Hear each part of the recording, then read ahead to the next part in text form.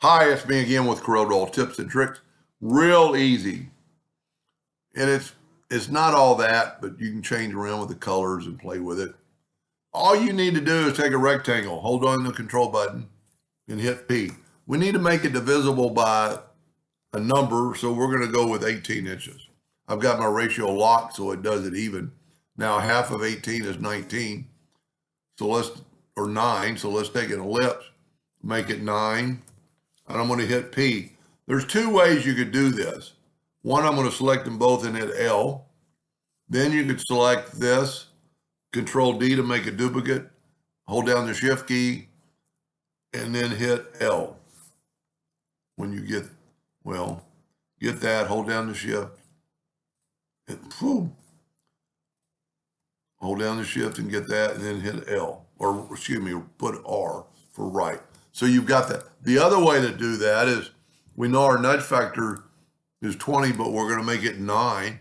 Just make a duplicate of that and just nudge it over and you get the same effect.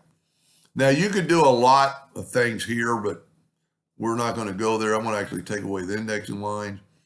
If you watched enough of my videos just the other day, I made a video where I changed the Smart Fill tool to F. So I'm going to fill that in with the Smart Fill tool. I'm going to nudge it up and out of the way. I don't ever get rid of my drawing, so I'm going to nudge that one down. I'm going to bring this one back. I'm going to left click, right click, Control D to make a duplicate, and I'm going to rotate it 90 degrees. This is the only section I want.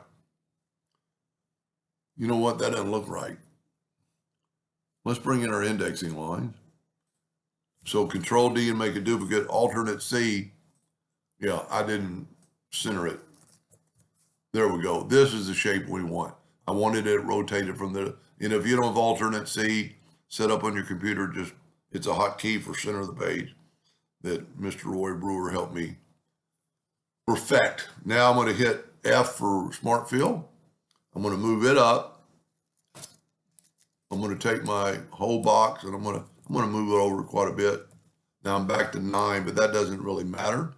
Now my hotkey for interactive fill tool is G.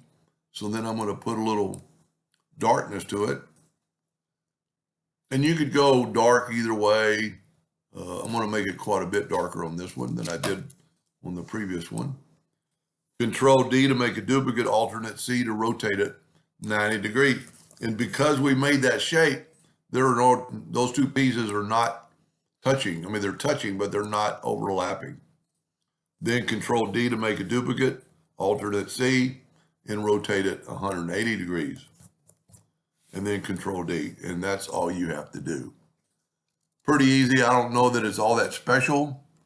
And I might even play around with it on different angles instead of 90 degrees and see what happens. And then as always, I bring in a black box. In this case, it's not that big a deal, but it does kind of bring that in. Anyway, I hope that helped a little bit. Thank you for watching.